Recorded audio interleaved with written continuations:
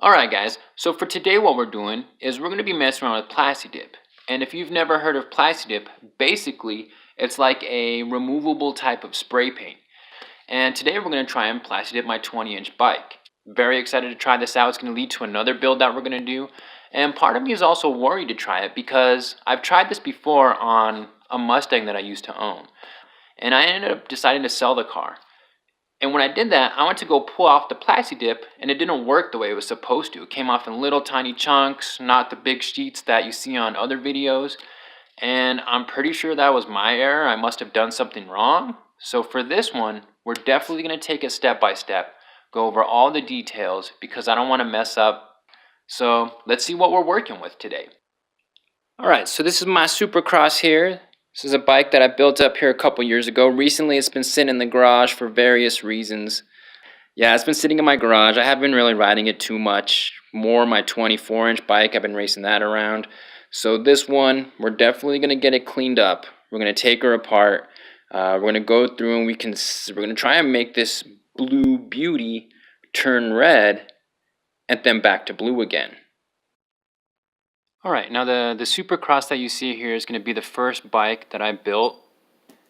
When I was a kid, this was something that I always wanted to do. I would flip through the Dance Comp magazine and list out all the parts that I wanted. Priced them out, and I had an idea in my mind of what I wanted to build. I wanted to start with the Hawk F20 frame. I wanted the T1000 Odyssey wheels with the flames going all the way around. I wanted the Elf Blast bars. And basically all in my mind, I knew what I wanted to build. I ended up getting an SE quad angle. That thing was beautiful, like literally one of my favorite bikes. I still remember the VIN number that was stamped on the back. I sold that thing here a few years ago. I think I still have the guy's number that bought it from me through Craigslist. And sometimes I feel I just want to like see if that guy still has my bike and go and buy it back from him. It was 96 or 97, and my dad gave me and my brother the option to quit racing. And I think we must have been burnt out at the time because we both decided we didn't want to ride anymore. About 10 years go by and I get back into the sport of BMX. I felt I needed to build a new bike. We have two Supercross riders at our track. And so I went Supercross. I got the blur frame, blue, got the white forks, the white handlebars, gold accents, and this was the bike that I ended up building. Alright, now we got all the parts off of the Supercross. So the first thing on the Plasti Dip can that it says to do is to make sure that the surface is very clean. So I'm going to go through, we're going to run a bath for this piece of equipment here, and then we'll check in when she's all cleaned up. I just had to use a little soap and water for the frame. Once I got all the parts off, the bike wasn't really that dirty. I mean, it was dusty from sitting around in the garage. There was a little bit of grease in the dropouts. But this frame was pretty well taken care of. There's a couple chips, couple tiny chips from a couple crashes that I took here a few years ago. But for the most part, it's a well taken care of frame. Alright, so the frame is nice and clean. Still has a beautiful paint job after all these years.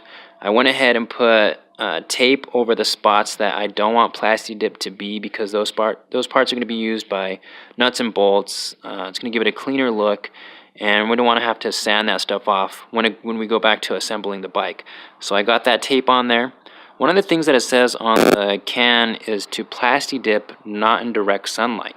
So I'm actually in my garage right now, and we're going to do it out here. Right now there is a cherry picker available, or an engine hoist, and I got it all set up. I put it at 1 ton, which I think might be overdoing it a little. No, I'm just kidding. It's a really light frame, and let's get some Plasti Dip on this bad boy. The instructions on the can of Plasti Dip say to apply enough Plasti Dip to give it a wet appearance, which I did, and what you can see here. It gave the frame a like purple tint to it, almost like it was anodized purple. Threw me off a little. It felt like I wasn't getting enough Plasti Dip on there, but I went through and followed the instructions like it says. it definitely applies differently or shows up differently than spray paint. I know with spray paint, one coat would have covered all the logos and everything, and it would have gave a fluid color to the frame.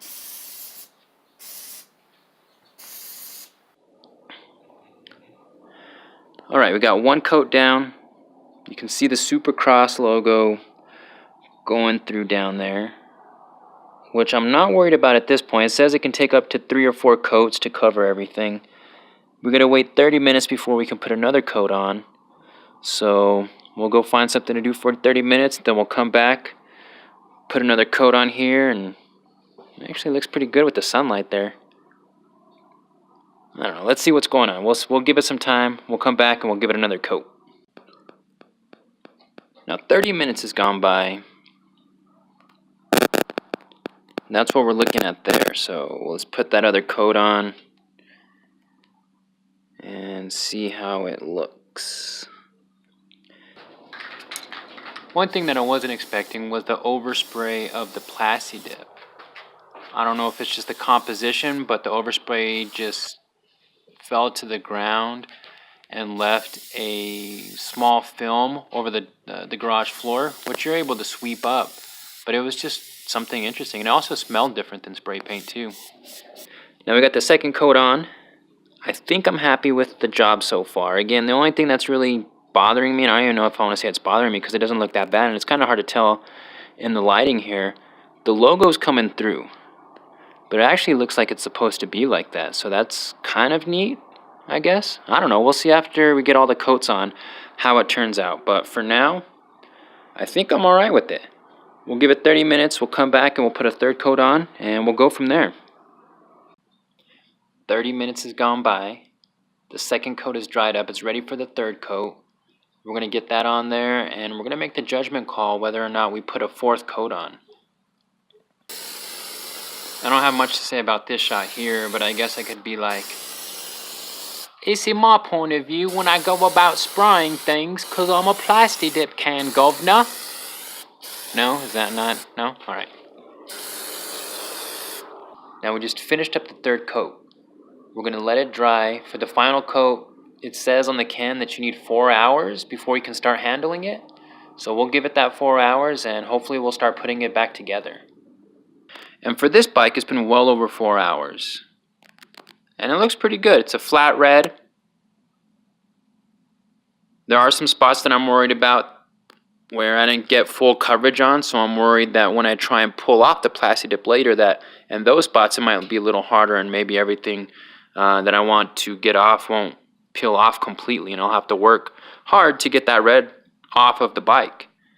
Again, the Supercross logo shows through. Looks kind of neat. Looks like it came from the factory like that. We're going to go ahead and put the bike together and take it outside and see how it looks as one complete bike in direct sunlight. It's a little overcast right now, so the lighting's not that great. I think it came out okay. The only thing left now is to go take it for a spin. Guess I need to go get dressed for that.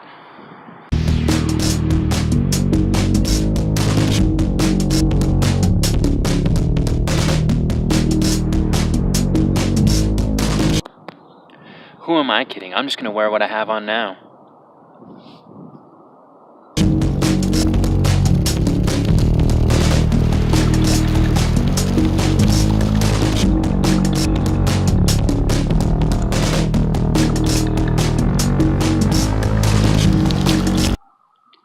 Now this is going to end phase 1 of this 2-part video series.